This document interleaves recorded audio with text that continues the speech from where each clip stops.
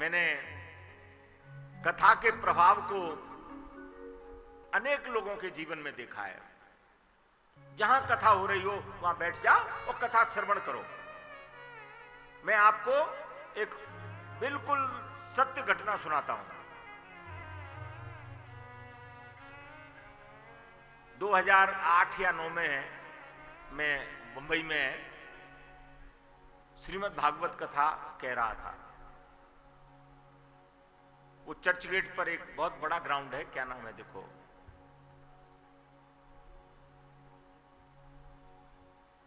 और कथा चल रही थी।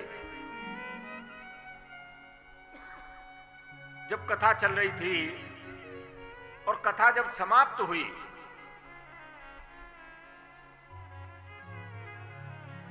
तो एक सज्जन मुझसे मिलने आए। कथा समाप्ति के बाद एक सज्जन मुझसे मिलने आए और तो कथा के जो आयोजक थे, जब सार्वजनिक कथा रहती है तो भैया भीड़ बहुत रहती है, सभी लोगों से मिलना संभव नहीं हो पाता है।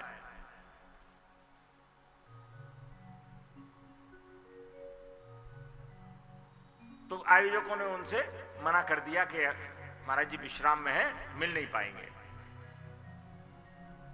वो 2 घंटे तक बैठे रहे। उनको मालूम था कि मैं 7 बजे मैं जब बाहर कथा कहता हूं तो शाम का मेरा भोजन करीब करीब किसी ना किसी वैष्णव परिवार में होता है। मैं कभी भोजन प्रसादी एक स्थान पर नहीं लेता और उसका भी मैं लॉटरी सिस्टम बना देता हूं, क्योंकि इतने लोगों के यहां तो मैं जा नहीं सकता। तो जिनकी भैया भगवान की कृपा हो, जिनके यहां मेरा दाना और अन्न लिखा हो, तो वहां जो है भोजन प्रसादी के लिए मैं जाता हूं। तो उनको मालूम पड़ गया कि महाराज जी 7 बजे बाहर आएंगे और गाड़ी में बैठेंगे और किसी के यहां प्रसादी के लिए जाएंगे, तब तो मिल ही लूंगा मैं। तो वो मेरा इंतजार कर रहे थे। मेरा जब इंतजार कर रहे थे,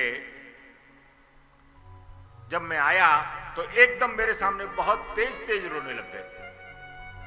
मैंने कहा भाई मैंने तो कुछ किया नहीं, ये रोने क्यों लग गए?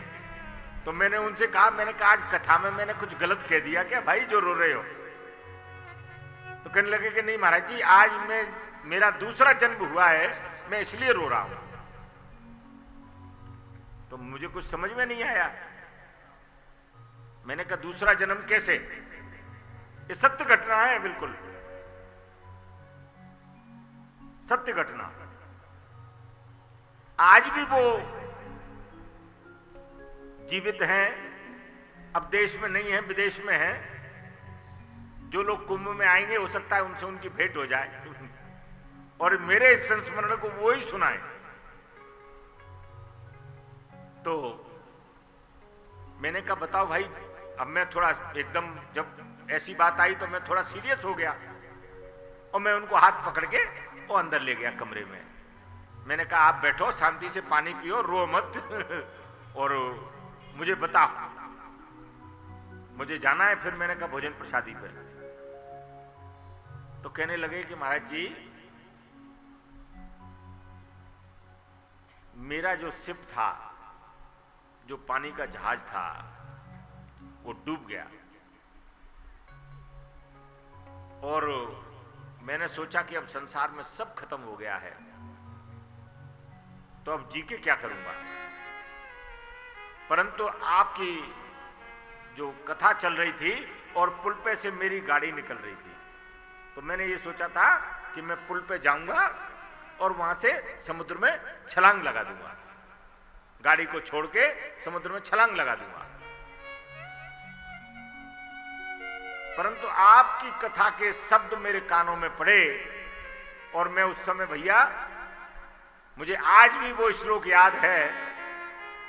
तो उस समय मैं ये शब्द कह रहा था कि क्या लेकर के आया बंदे, क्या लेकर के जाएगा, मुट्ठी बांधे आया जग में हाथ पसारे जाएगा।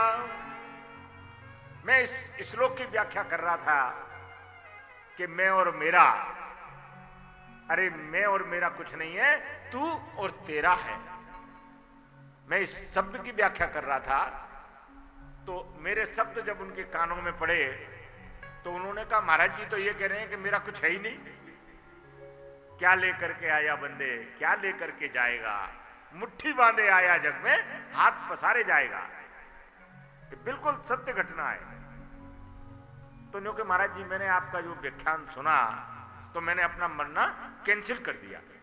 तो मैंने कहा ये तो अच्छी बात है, आप जीवित हैं और हमारी वार्ता हो रही है, इससे सुंदर बात क्या होगी।